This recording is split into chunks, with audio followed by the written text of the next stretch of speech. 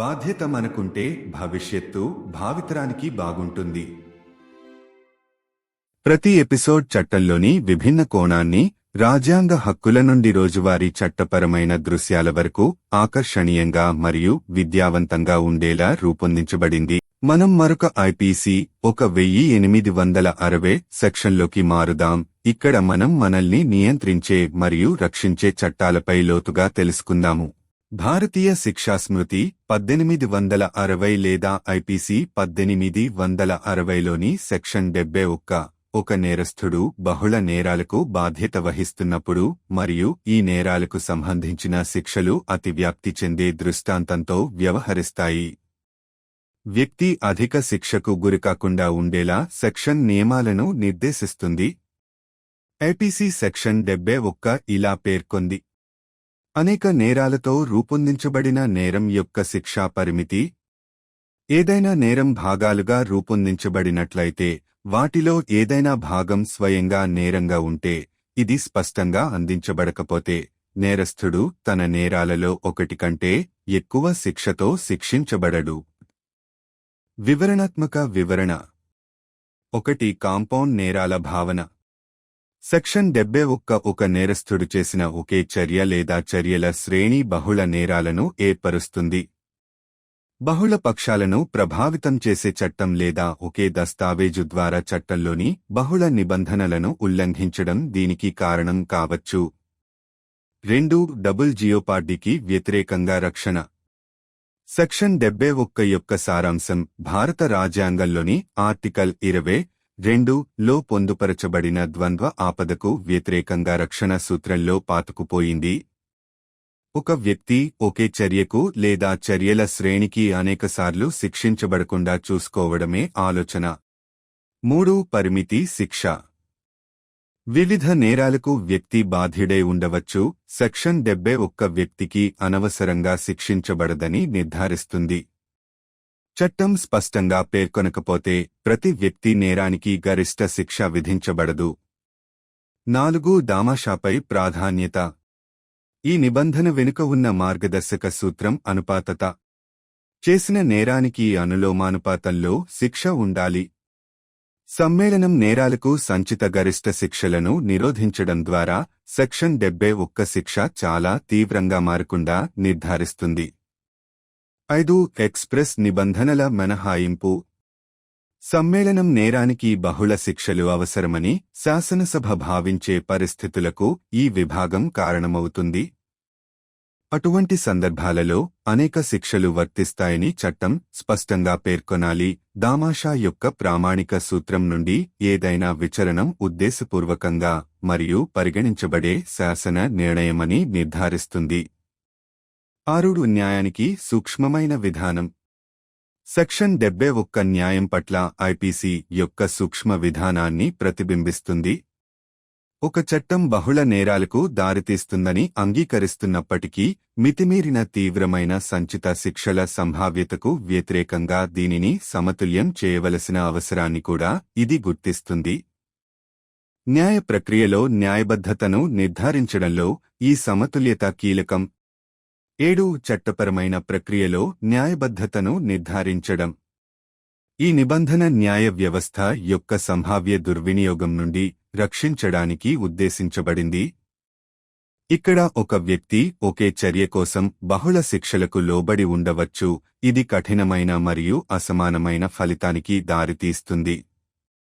న్యాయం జరగడమే కాకుండా జరిగేలా చూడాలి అనే సూత్రాన్ని ఇది సమర్థిస్తుంది. 8. విస్తృత చట్టపరమైన సూత్రాలను ప్రతిబింబించడం. సెక్షన్ 71 ప్రపంచవ్యాప్తంగా ఉన్న న్యాయ వ్యవస్థలలో విస్తృత సూత్రాలతో ప్రతిధ్వనిస్తుంది. ఇక్కడ ద్వంద్వ ఆపద నుండి రక్షణ మరియు శిక్షలో అనుపాతత చాలా ముఖ్యమైనవి. ఇది ఐపీసీని విశ్వవ్యాప్తంగా ఆమోదించబడిన ఈ సూత్రాలతో సమలేఖనం చేస్తుంది, న్యాయం మరియు న్యాయాన్ని నిర్ధారిస్తుంది. ముగింపు. ఐపీసీలోని సెక్షన్ 71 శిక్షలు సరసమైనవి, దామాషా మరియు న్యాయమైనవిగా ఉండేలా కోడ్ యొక్క నిబద్ధతను ప్రదర్శిస్తుంది. సమ్మేళనం నేరాల సందర్భంలో సంభావ్య డబుల్ జియోపార్డీకి వ్యతిరేకంగా రక్షణలను అందించడం ద్వారా వ్యక్తులు అనవసరంగా జరిమానా విధించబడకుండా సెక్షన్ నిర్ధారిస్తుంది. తప్పు చేసేవారు తమ చర్యల పర్యవసానాలను ఎదుర్కోవలసి ఉంటుంది. అయితే ఈ పరిణామాలు ఎల్లప్పుడూ న్యాయబద్ధత మరియు అనుపాతతను దృష్టిలో ఉంచుకుని పరిష్కరించబడాలి అనే ఐపీసీ యొక్క విస్తృత తత్వశాస్త్రాన్ని ఇది ప్రతిబింబిస్తుంది. ఈ నిబంధన న్యాయ సూత్రాలను సమర్థించడంలో ఐపీసీ యొక్క అంకితభావానికి నిదర్శనంగా నిలుస్తుంది. చట్టపరమైన ప్రక్రియ కఠినంగా మరియు సమానమైనదిగా ఉండేలా చూస్తుంది. బాధ్యత మనకుంటే భవిష్యత్తు భావితరానికి బాగుంటుంది.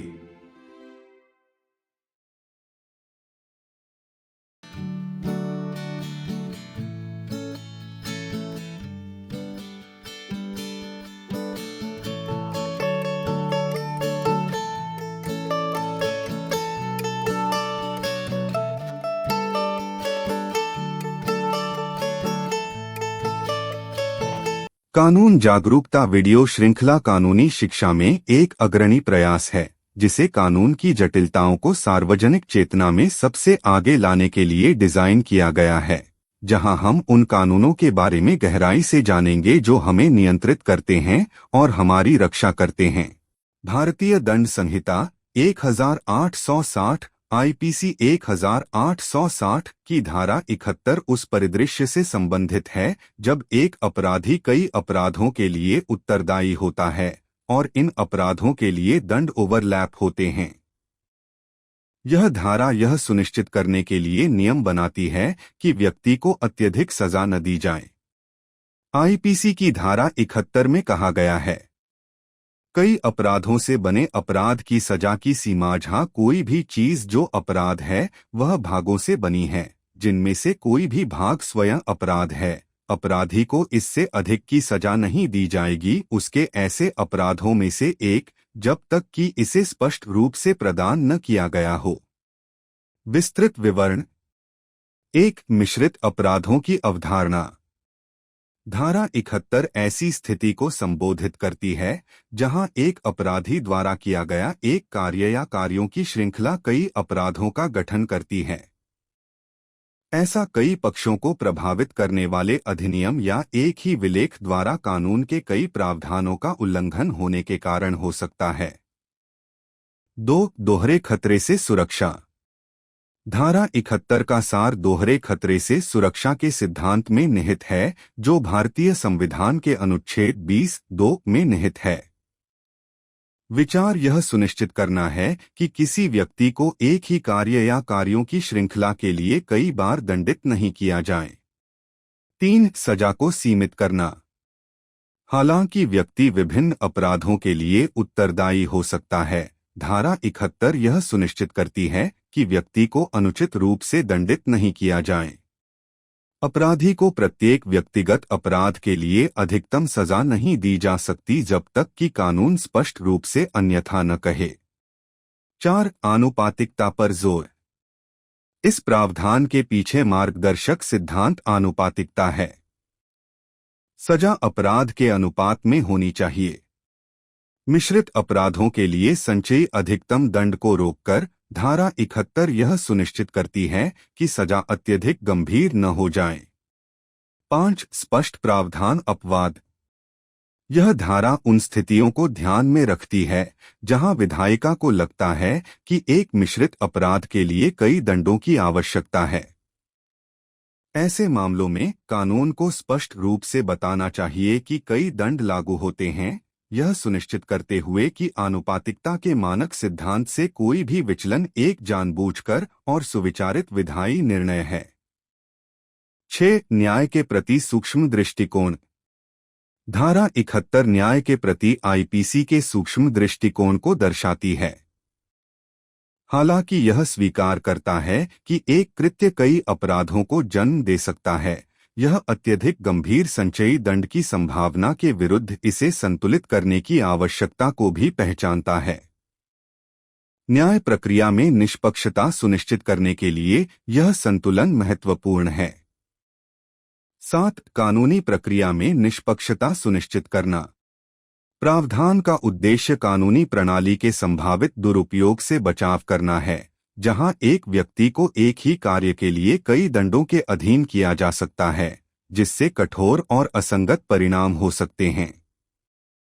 यह इस सिद्धांत को कायम रखता है कि न्याय न केवल किया जाना चाहिए बल्कि होते हुए दिखना भी चाहिए। 8 व्यापक कानूनी सिद्धांतों को प्रतिबिंबित करना। धारा 71 विश्व स्तर पर कानूनी प्रणालियों में व्यापक सिद्धांतों के साथ प्रतिध्वनित होती है, जहां दोहरे खतरे से सुरक्षा और सजा में आनुपातिकता सर्वोपरि है।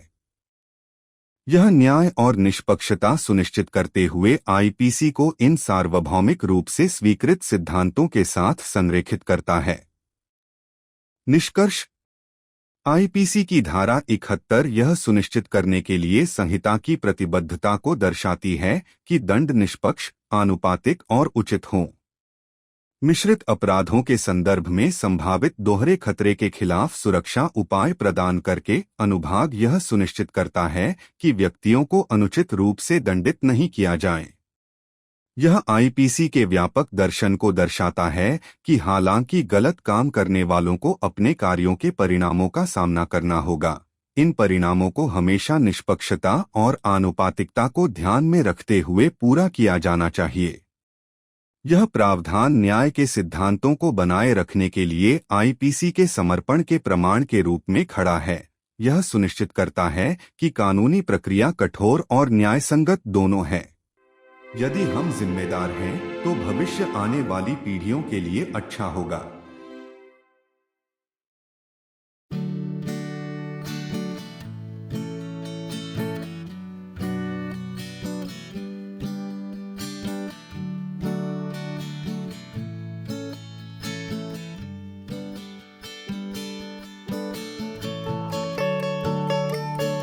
Each episode is crafted to unravel a different aspect of law, from constitutional rights to everyday legal scenarios, in a manner that is both engaging and educational. Let's transition into another IPC, where we'll dive deeper into the laws that govern and protect us. Section 71 of the Indian Penal Code, 1860, IPC 1860, deals with the scenario when an offender is liable for multiple offences and the punishments for these offences overlap. The section lays out rules to ensure that the individual is not subjected to excessive punishment. IPC Section 71 states: limit of punishment of offence made up of several offences. Where anything which is an offence is made up of parts, any of which parts is itself an offence, the offender shall not be punished with the punishment of more than one of such his offences, unless it be so expressly provided. Elaborated description. 1. The concept of compound offences. Section 71 addresses a situation where a single act or series of acts by an offender constitutes multiple offences.